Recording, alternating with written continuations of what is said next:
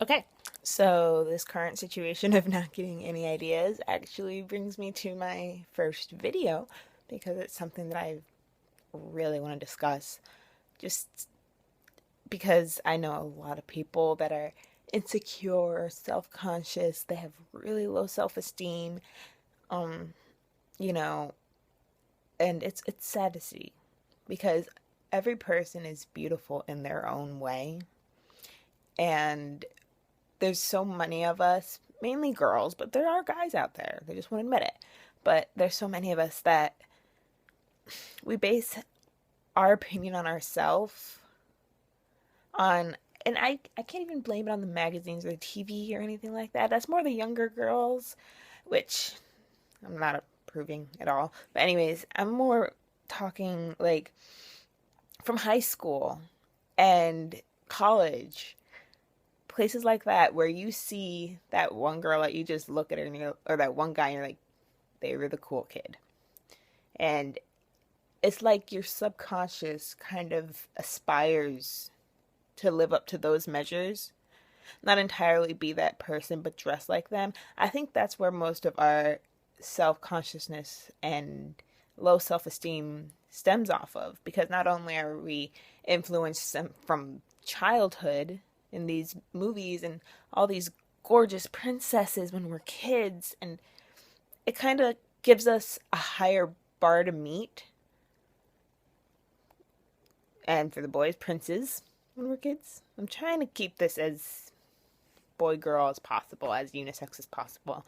Um, but basically, we all have these standards that we set for ourselves and these high expectations. And granted, it's good to want to look good, feel good, be good. But when is it, how do you know the fine line between looking good and feeling good and just trying to meet up to a measure that you shouldn't have to feel that you need to get to? Most people do it to impress their significant other. If your significant other can't love you and like you for you, I mean, yeah, I'll even admit it, looks are a plus. But if your significant other can't even like you for you, then how do you expect to love yourself? Like, you know how they say, okay, that I actually got that mixed up. They say, if you can't love yourself, how can you expect to love someone else? And in return, how can you expect them to love them, you back? And that's really important. You have to really love yourself. Um, I couldn't count how many insecurities I've had since I was like 15, 14. I've gone through all the stages. Um, some people might think, oh, small girls have it easy. And as much as stupid society makes that seem valid, small or large, you can still be very beautiful. You just have to present yourself. You have to have the right personality. You have to have the right body language. Just because if you have an ugly personality, it doesn't matter if you're tall, short, fat, skinny, anything. Purple, pink, blue.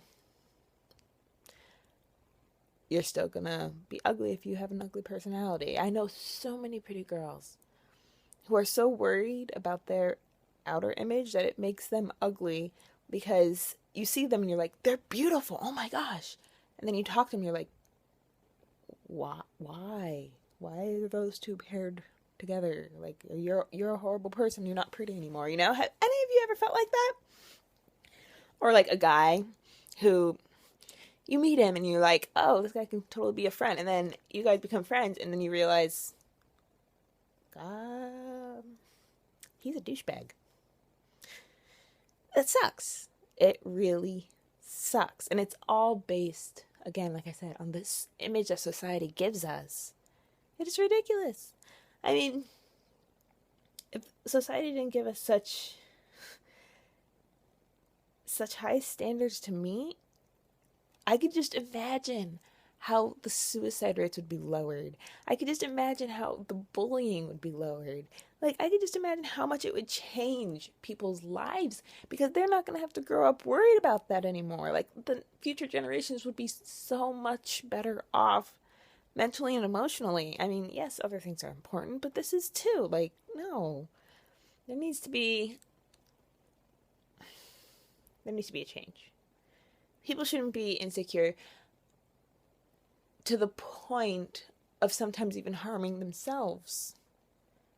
Like, even, my goodness, something as small as I'm insecure so I can't trust people. Been there, done that too.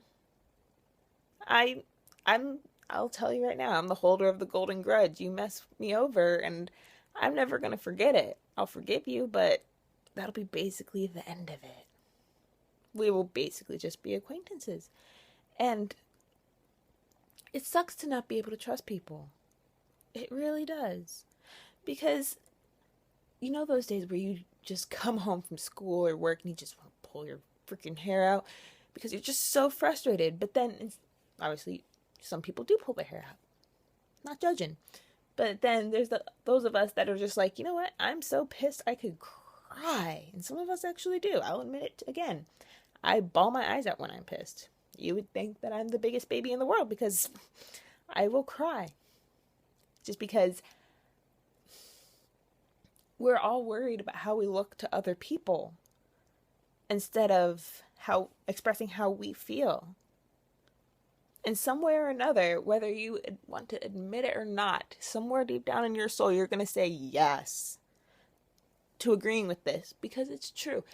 Deep down inside of everybody, there's some kind of envy, some kind of insecurity in ourselves that we find proficient in someone else. And we're just like, why can't I have that? Every one of us has that. That little voice that says that to us. And as much as you want to convince yourself that you don't care what other people think, subconsciously, all of us do. Whether we're good at hiding it or not. It could be something as simple as, I don't know, in school maybe, starting a club, going to a club for your first time,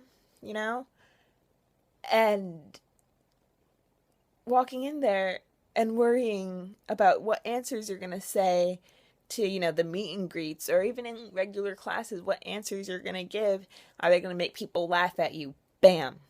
That's worrying about what they think about you. Never looked at it that way until a few months ago, really, actually. I've always been worried about what other people thought of me. I always wanted to be that cool girl that everybody liked. That ended up not happening. Didn't affect me as much as I thought it was going to. As much as I thought it did at the time. Because I turned out okay. People may not agree with my decisions, but I'm happy with them.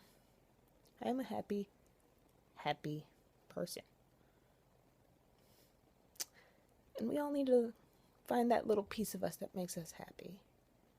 That one thing that if everything's going wrong, we can say, at least I have this. Or at least I know this. Or at least I can do that. Something positive. Find something positive in every day that you live. Because I bet you anything, at least once you will smile. A real, genuine, ear-to-ear $1,000,000 smile.